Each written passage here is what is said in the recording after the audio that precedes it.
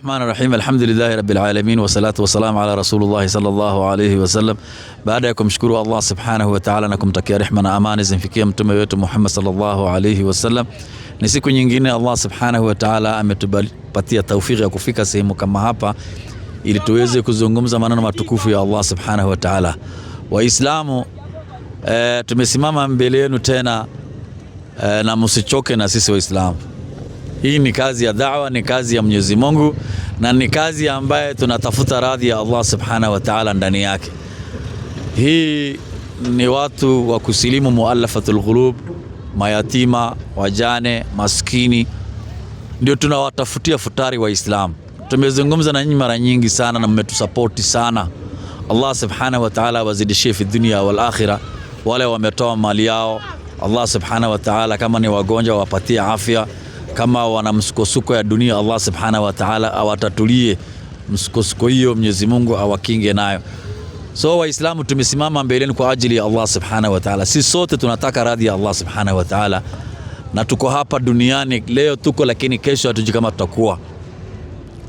Mnaweza sikia yule Sheikh alikuwa anaongea jana, inna lillahi wa inna ilayhi raji'un, lakini Allah atufikishe misha ya Ramadhani na Allah subhanahu wa ta'ala atupatie jannatul firdaus al-a'la. Kwa hivyo Waislamu, tumesimama mbele yenu bado sana, bado Ramadhani imebaki siku 13, na hii siku 13 kuna watu bado hatujawafikia. Waislamu, ni vizuri sana tuwafikie hao Waislamu ambao ni wanyonge, tuwapatie futari, na hiyo futari tunaongoja kutoka kwenu Waislamu. Mmetoa sana, pia mtoe bado. Hii ni mwezi ya kutafuta khairi, ni mwezi ya kuchuma khairi. Waislamu, tusichoke Waislamu. Kama tuko hai ndio tunafaa kutoa mali yetu. Yale mali Allah subhanahu wa ta'ala ameturuzuku naye, tunatoa kitu kidogo tu, unasaidia maskini, unasaidia yatima, unasaidia wajane.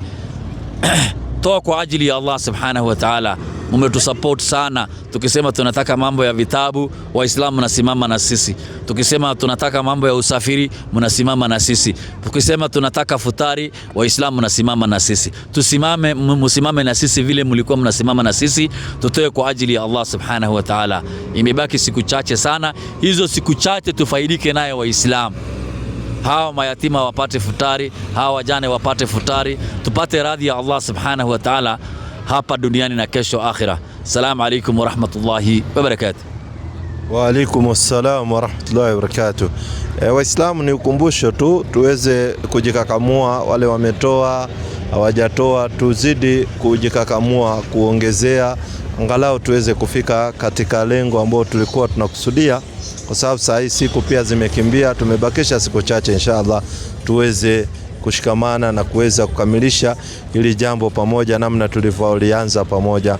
Nasema Waislamu tujikakamue sana, kwa sababu mahali tunaelekea ni ukingo wa Ramadhani, yani 10 ya mwisho, ndio tuko karibu kwenda kuingia katika 10 la mwisho ambayo ni ya mwezi mtukufu wa Ramadhani. So tuweze kutoa kwa ajili ya Allah, na wale waliotoa Mwenyezi Mungu awalipe hapa na kesho siku ya Kiyama. Assalamu alaykum wa rahmatullahi wa barakatuh.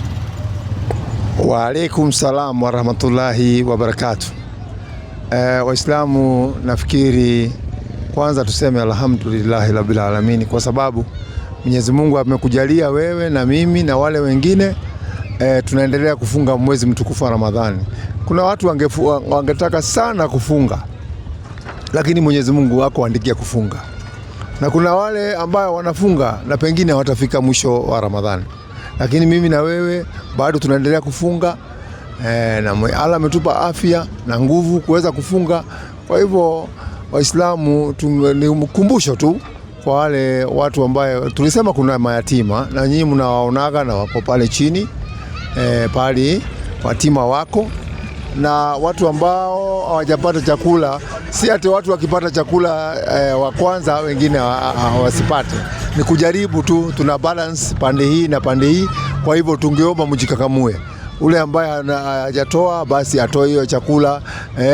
Ukiweza kulisha mtu mmoja, ukiweza kulisha watu wawili, yote ni sawa tu, ni heri katika sisi, kwa sababu hawa mara mingi huwa wanatupigia simu, hatuna hii, hatuna hii. Unajua wao fikiria pengine wanaona pengine nyinyi mna uwezo na pengine hamna hiyo uwezo.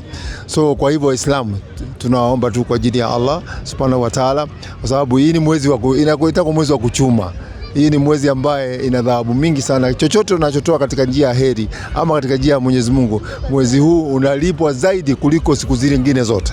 Kwa hivyo Waislamu tuchangamke ili tuweze kuendelea, kwa sababu siku imebaki na ni chache tu, na kwa hivyo ni tuchangamke na Mwenyezi Mungu atawafanyia sahali mambo yenu. Na wale ambao wametoa mali yao, basi Mwenyezi Mungu awape baraka na azidi kuwabariki katika mali zao, na azidi kuwabariki katika chochote wanachofanya. Mwenyezi Mungu awafanyie sahali hapa duniani na mwisho wa akhera. Na siku ya mwisho Mwenyezi Mungu atusamehe sote Waislamu na tuingize katika janna. Asalamu alaykum warahmatullahi wabarakatuh. Wa alaykum assalam warahmatullahi. Wa alaykum assalam warahmatullahi wabarakatuh. Bismillahirrahmanirrahim. Alhamdulillahi rabbil alamin, wassalatu wassalamu ala ashrafil anbiya'i wal mursalin habibina Mustafa Abul Qasim Muhammad. Allahumma salli ala Muhammad wa ali Muhammad. Ndugu zetu watukufu wa Kiislamu, baada ya kumshukuru Mwenyezi Mungu Subhanahu wa Ta'ala na kumtakia rehema na amani mtume wa mwisho Nabii Muhammad sallallahu alaihi wasallam, kwanza kabisa ningependa kuhusia nafsi yangu bila kudhisahau nafsi zenu katika swala nzima la kumcha Mwenyezi Mungu Subhanahu wa Ta'ala. Jambo la pili, Waislamu kuweza kuwashukuru kwa wale ambao wameweza kujitolea katika njia hii, katika harakati hizi, na wale ambao siku zote wanaungana na sisi mkono, wanatupeleka katika safari hii, ambao wakati tunapowahitajia huwa tumwachi au mtuachi, bali mnakuwa na sisi siku zote na kila wakati. Na bado sasa hivi bado tunawalilia, kwa sababu sisi sote tunahitaji pepo ya Mwenyezi Mungu na tunahitaji mambo ya kheri kutoka kwa Mwenyezi Mungu Subhanahu wa Ta'ala, na tunahitaji futari ya watu wasiosilimu na vile vile mayatima tunahitajia sana. Kuna wale ambao wametuma na wale ambao Mwenyezi Mungu amewajalia kuwa nazo, na kuna wengine ambao Mwenyezi Mungu hajampa mtihani bado hawajapata, lakini Mwenyezi Mungu tunaombea kwamba waweze kuwapa, ili kesho na kesho kutwa na mtondogoo tutawahitajia waweze kutoka katika njia ya Mwenyezi Mungu Subhanahu wa Ta'ala. Jambo lingine Waislamu ni hili swala la zaka, ambalo kila wakati tunasisitiza zaka Waislamu. Kwa mfano kama siku hizi za karibuni, kuna mandugu zetu ambao walikuwa ni katika upande wa pili walikuwa ni Wakristo na walikuwa na vyeo makanisani.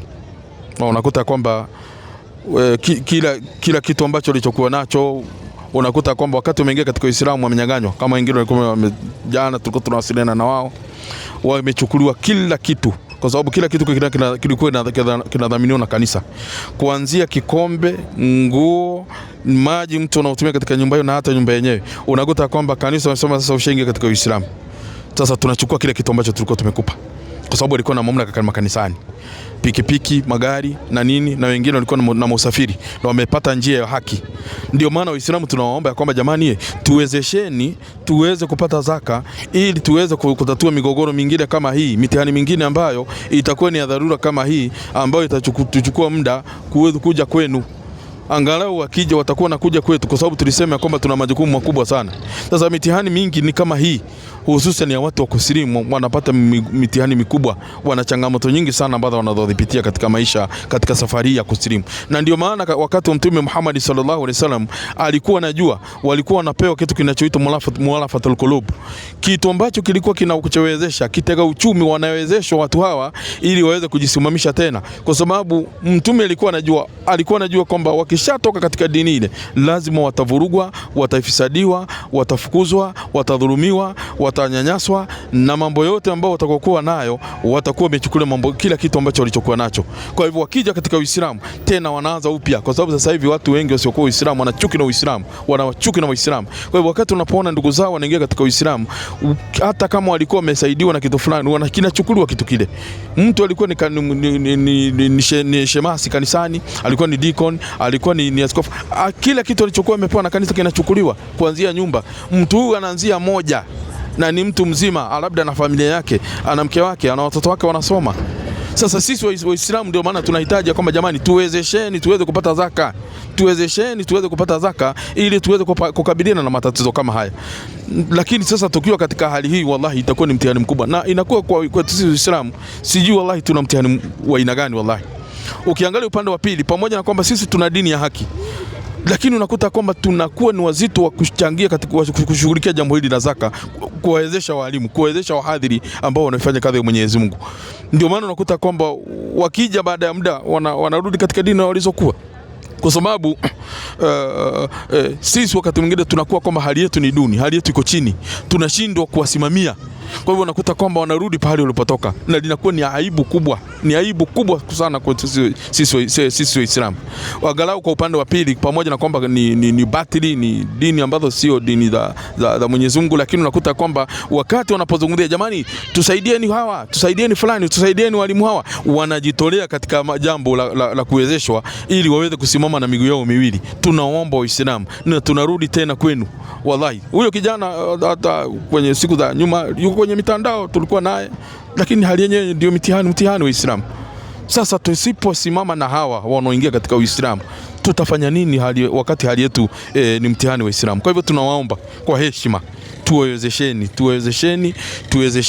ili tuweze kusimama na miguu yote miwili, ili mambo kama haya wakati yanapokuja, changamoto kama hizi, tutakuwa na uwezo kuzitatua, na tunaweza kuwarudisha katika sehemu ambao wanaofaa kuwa, na tunaweza kuwasimamisha kwa miguu miwili, angalau waweze kujikimu katika kimaisha na hapa na pale. Kwa hivyo tunaomba Waislamu kwa unyenyekevu mkubwa tuweze kufanya zoezi hili, na si vigumu kwa Waislamu, inawezekana. Kwa hivyo na Mwenyezi Mungu awafanyiwe pesi, na wafungulie katika riziki zenu, na wafanyiwe pesi mambo yenu, kila kitu kiweze kurudi pahali kinapotoka, Mwenyezi Mungu aweze kuzirudisha maradufu, na Mwenyezi Mungu atufanyie pesi na atupe mwisho mwema insha Allah. Wa hadha, assalamu alaykum wa rahmatullahi wa barakatuh, wa afwan minkum jami'an. Naam, assalamu alaykum wa rahmatullahi wa barakatuh. Mimi naitwa Hassan. Na wewe unaitwa nani? Mimi naitwa Dama. Dama. Swali, hebu sasa weka swali sasa sawa. Sasa nauliza swali yangu hivi. Mbona nyinyi wanawake wenyu wanapenda kutumia mkono kama wamekaa chini na wakuli na vijiko? Mbona? Kukula na mkono, hiyo ndio mafundisho ambaye ya kibinadamu. Kwa sababu naona Mwenyezi Mungu kukula na mkono, na sisi kwanza tunakula kwa Waislamu, tunakula na mkono huu. Hatutumii hii. Kwa nini? Tunatumia mkono wa right kwa sababu mambo yote ya Mwenyezi Mungu inaanzia pande ya right. Tunasikia mkono wa kulia wa Mungu. Na hapo tena mkono ukikula chakula, Mwenyezi Mungu na vile ametengeneza ile chakula unakula. Naona hiyo chakula unakula. Hii vidole kiishika chakula namna hii. Kuna kile kinatoka ndani ya mwili wa binadamu, inafanya ile digestion inakuwa rahisi kwenda kwa. Kitu kama gani? Sijui nitahitaji, lakini kuna vile Mwenyezi Mungu ametengeneza, ukishika mkono hivi, ndio naona chakula ukishika na mkono hivi, usiwache hapo usiku, zinaharibika. Kwa nini zinaharibika? Kwa sababu hii mkono ukiweka chakula hivi inakuwa na baraka kwanza, na Mwenyezi Mungu inasemekanaga kuna digestion, inasaidia digestion katika mwili wa binadamu. Unaona? Hiyo ndio unaona tu watu wanakula na mkono. Na niko na swali ya pili. Swali ya pili gani? Mbona kama mmekufa munazikwa bila sanduku? Kwa nini tukikufa tunazikwa bila sanduku? Hiyo ilikuwa ni desturi tangu zamani, wakati ya manabii. Watu walikuwa wakikufa wanazikwa siku hiyo hiyo. Na tena sisi hatupeleki mtu mochari. Kwa nini? Mochari hatupeleki kwa sababu mochari ilikuja juzi. Mochari ilikuja juzi tu na wazungu ndio walileta mochari. Kuna dawa yenye mnadunga? Hata sio dawa. Hebu tuangalie, wewe unasoma kitabu gani? Mimi Biblia ya Yesu. Biblia ya Yesu. Biblia uko nayo hapo mwalimu? Haya. Hebu nitolee kitabu cha Kumbukumbu la Taurati 21:22. Ama twende kwa Matendo ya Mitume. Tuone watu zamani walikuwa wanazikwa namna gani. Matendo ya Mitume 5:5. Watu walikuwa wanazikwa na sanduku, walikuwa wanapelekwa mochari, ama walikuwa wanafanywa namna gani? Na hapa unajua kusoma? Mimi najua unajua. Kusoma asome. Sijui kusoma. Wewe uko na shule? Wewe mbona wewe uko na shule? Hata ukasoma ile akubaru kidogo. Haya, sawa. Soma. Inasoma mwalimu wangu. Anania aliposikia maneno haya akaanguka akafa. Unajua kisa cha Anania na Safira? Kwa Biblia mnasomaga? Safira. Anania na Safira, unajua hiyo kisa? Sijui. Kweli maajabu ya. Soma, endelea. Anania aliposikia maneno haya akaanguka akafa. Ndio. Hofu nyingi kawapata watu wote waliosikia haya. Vijana wakaondoka, wakamtia katika sanda, wakamchukua nje, wakamzika. Unasikia? Vijana wakaondoka, wakamtia katika sanda, sio sanduku. Sio sanduku. Sanda ni kitambaa nyeupe. Wewe kama Mkristo, unaamini Yesu alikufa? Nyinyi mnaamini hivyo? Yesu alizikwa na nini? Na nguo nyeupe. Sasa huyu naambiwa vijana wakamchukua katika sanda, saa hiyo wakamzika. Soma hapo 10. Naye mke wake naye akafanya nini? Inasema 10, soma tu 10. Panda juu 10. Acha tusome soma 10. Soma 10. Hii inaanzia nusu hapa mwalimu wangu. Soma hii chini tuelewe vizuri. Mara akaanguka miguuni pake akafa. Ndio 10 hiyo. Ndio maana nilikuwa nataka tuanzie 9. Anzia 9. Petro akamwambia, imekuwaje hapa hata mkapatana kumjaribu Roho wa Bwana? Naam. Angalia miguu yao waliomzika mmeo ipo mlangoni. Naam. Nao watakuchukua nje wewe nawe. Mara kaanguka miguuni pake akafa. Ndio. Wale vijana wakaingia wakamkuta amekufa. Ndio. Wakamchukua nje wakamzika pamoja na mmewe. Unasikia? Kwa hivyo kila mtu akikufa zamani, hata wakati ya manabii walikuwa wanatiwa katika sanda. Sio sanduku. Sanduku imeanza juzi tu. Sanduku imeanza hii na mambo ya yuko Europe wakaileta huko Afrika. Na ni mwanaume tu ndiye anazikwa bila sanda ama baka wote baka mwanamke anazikwa na sanda. Lakini wanaoshwa. Na wakioshwa wanawake wanaoshwa na wanawake wezao na wanaume wanaoshwa na wanaume wezao. Haiwezekani wanaume wakaosha wanawake. Ni kama vile watu wanamlembeleka mtu moshari. Pengine ni mama yako amekufa, sio? Ama mama yangu ama yule mwingine. Akienda pale moshari anaoshwa na vijana wadogo, wanamtoa nguo. Hiyo ni makosa kubwa sana. Sasa wewe ndio unaosha mwanamke wako. Sasa sisi angalia, sisi wanaume tunaosha wanaume wezetu wakikufa. Na wanawake, kuna wanawake nao wanaosha wanawake wezao. Lakini mume anaweza kumuosha pia mkewe. Lakini mume anaweza osha mkewe. Ama mkewe anaweza osha mume. Kaburi mnachimbanga aje? Juu naonanga kama imeenda zigzag. Kaburi inashibwa namna gani? Ni kweli, swali mzuri sana. Kwa nini kaburi inazibwa zigzag? Marko 15:45. 15:45. Na huyu ana maswali huyu. Inaonekana wewe umechambua hii watu sana. Kaburi inaenda zigzag. Haya 15:45 Marko. 15:45 inasema. Inasemaje? Hata alipokwisha kumpata, hakika yule akida animpa Yusufu ile maiti. Maiti yamepeanwa. Naye akanunua sanda ya kitani. Akanunua tena sanda. Ile tunakwambia, naona ni sanda. Kila kitu ni sanda. Sanduku hamna. Sanduku kwanza ni makosa kubwa sana kuzika na sanduku. Akamteremsha. Akamfungia ile sanda. Akamweka kaburi lililochongwa mwambani. Kaburi lilikuwa imechongwa mwambani ndani. Kwa hivyo tunaona, sio sisi tumeanza. Sasa wewe kama ungekuwa unasoma hii Biblia vizuri, hata wewe unafaa ukikufa ukanazikwa kwa kaburi ambayo imechongwa mwambani ndani. Inaitwa mwana wa ndani. Inaitwa mwana ndani. Juu sisi wa Kristo tunachimbiwa kaburi ya kona 4. Ya kona 4. Lakini Biblia inaonyesha kaburi ilikuwa inachongwa ndani.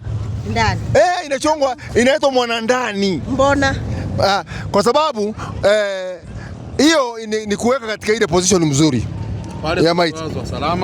Alazwa salama. Alafu tena wakati wa kurushiwa mchanga asiwe anapigwa na yale mchanga na. Unajua nyinyi wakati mnazika, kwa mfano unazika huu ndio maiti huu ndio maiti kwa hapa chini. Nyinyi wakati unarusha mchanga, unamgonga na ile mchanga, sio? Unamgonga na ile mchanga, lakini hii kwa ndani imechongwa ndani na pande hii. Ikiwekwa zile mbao. Hata gongo na ile mchanga. Na hii mbao mnaweka mpaka mkeka ama?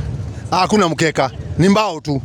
Mbao ikiwekwa mwili iko chini, sasa mnaweka mchanga juu. Unanielewa? Mnashika kando na kando. Kwa sababu kuna mchanga mwingine una mawe. Sasa ukipiga maiti na mawe na nini na nini. Maiti ni kitu ambaye kinafaa kuzikwa. Wewe wakati ulitoka kwa Mungu, si ulitoka ukiwa salama? Nilijikuta wakati tulitoka kwa Mungu, tulitoka ndani ya matumbo zetu, mama zetu, tukutuia tukiwa salama. Hata ule maiti anarudishwa pale pale salama tu vile alikuja tu pole pole. Kwa mbao? Si kwa mbao. Si amewekwa ndani, mbao ziko juu tu. Ako chini, mbao iko juu. Ndani, chini huko. Mbao zinawekwa juu ili mchanga uangushwe juu. Huu mchanga unawekwa juu ni kwa sababu mchanga mwingine una mawe makubwa. Sasa huwezi kumwangukia. Niko na swali ya mwisho. Mbona mnapenda kukula spaghetti? Ngoja kidogo tumalize hii ya maiti kwanza. Kwa hivyo mambo ya maiti, kwa hivyo tumeelewana ya kwamba watu wanazikwa na nini?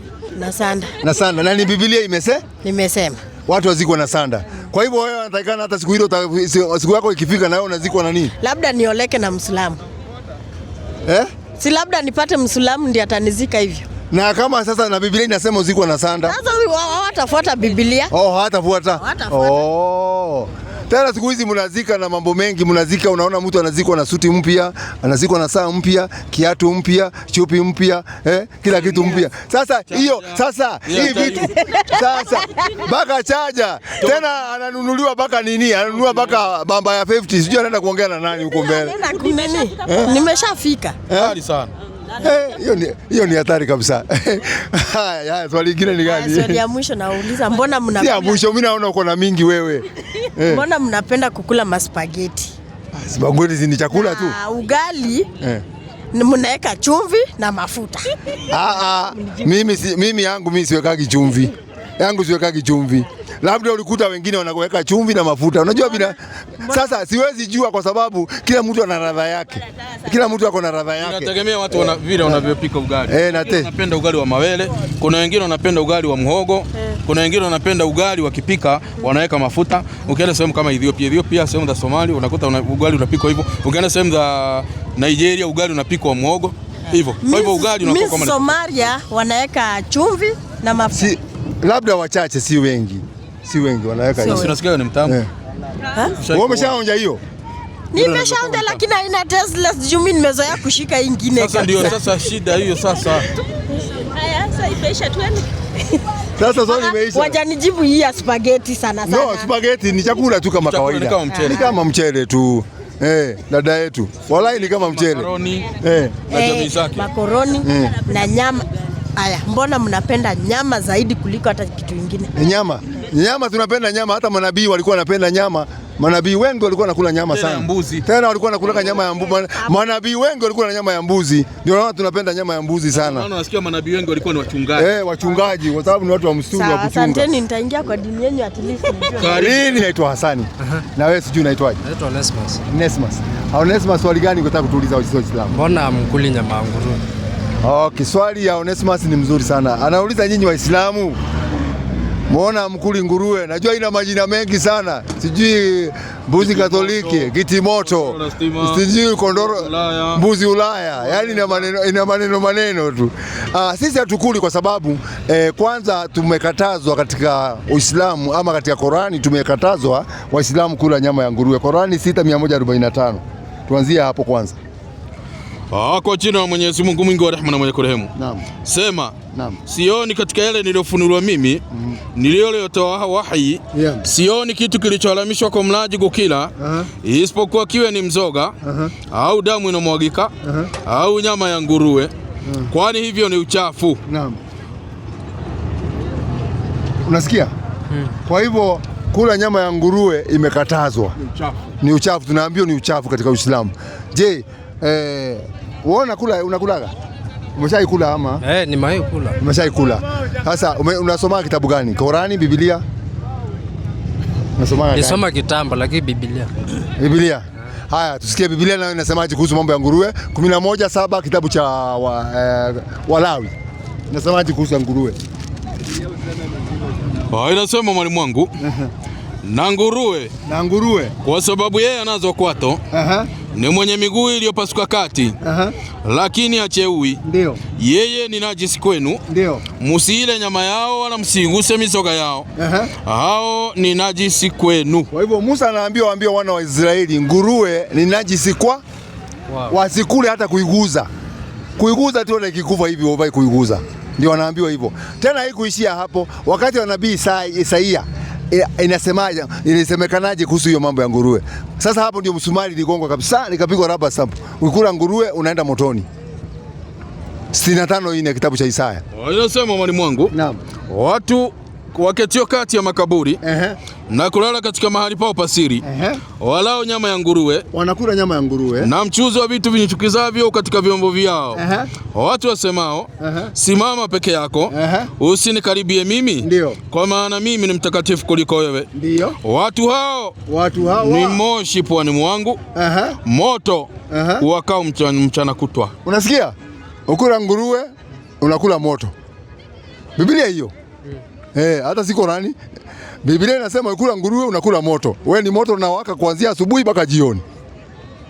Kwa hivyo nyama ya nguruwe hiyo, sijui sausage sijui nini, wachana naye. Biblia imekataza, Qur'ani imekataza.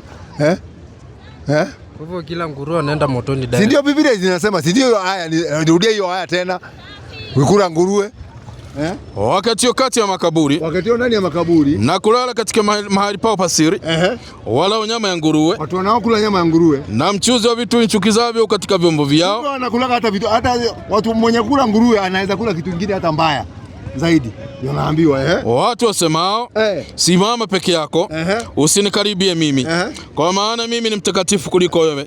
Watu hao ni moshi puani mwangu. Mungu anasema watu hao ni moshi puani mwangu, moto wakao mchana kutwa. Unaona, ni moto. Ukula nguruwe unakula moto. Kwa hivyo achana naye. Ni kitabu kimesema. Lakini biashara zimewekwa, sasa huwezi biashara. Sasa unaweka biashara unapingana na Mungu. Na huwezi control. What will you do now? Sasa kama ukikataa, si mwange utapatana na Mungu. Si utakufa siku moja. Basi utaenda huko mtapambana. Kwa sababu alikukataza duniani ukamudharau. Mwenye anakula bila mwenye kukula na mwenye kuuza wote wanawekwa ngurubu moja. Mwenye kula bila kujua hawezi kuhukumiwa. Huo hawezi hukumiwa kwa sababu hajui. Kwa sababu anajua ni mbaya na mama ni nzuri. Unajua kama wewe. Lakini sasa kama tumekuambia leo, wewe unakuwa kwa shida. Tafuta afadhali kama unaweka biashara utafute biashara nyingine. Kwa sababu huwezi bishana na Mungu. Ndio naona watu wengi hata wa kuuza manguruwe hawafaulu sana. Sababu wanakula kitu ambayo Mungu amekataza. Unaweza kuta biashara inaenda hivi na inapotea hivi na haribika. Wewe ulishawahi kusikia mtu muuza nguruwe amefanikiwa? Muuza nguruwe mmoja. Ni kama mchawi. Hawa ni kama mchawi anakuambiaga leta sijui hii, leta sijui kuku nyeusi, sijui nini. Wewe umeshaona mchawi tajiri? Hapana. Hivyo hivyo mtu wa nguruwe. Hivyo mtu wa nguruwe hawezi kuwa tajiri. Na nikifanya ufugaji wa nguruwe, si ndio hiyo sasa tunapingana na Mungu? Si ndio unalea moto? Wana wa Israeli waliambiwa wakataa waachane nazo. Sasa wewe mbona wewe unafuata? Unafuga moto. Moto na biashara, ni biashara. Si biashara. Sio ni kwa Mungu ni. Kwani unasabishana na Mungu? Sasa kama wewe usibishana na Mungu, Mungu alikwambia wacha hii. Hakwambii hivyo kwa sababu ya yeye. Ni wewe, anajua madhara yake. Si yeye ndio ameumba huyo mnyama. Kwa nini anakuambia waachane naye? Si ufuge kuku au kondoo. Fuga mnyama ile Mungu amekwambia. Hizi zingine zote fuga tu. Wengi tu. Kwa hivyo madau sio kitu mzuri. Achana na kiti moto. Mkuu wa meza. Ondoro la stima. Buzi Katoliki. Pale Tanzania iko. Hatari sana. Ziko kila pahali.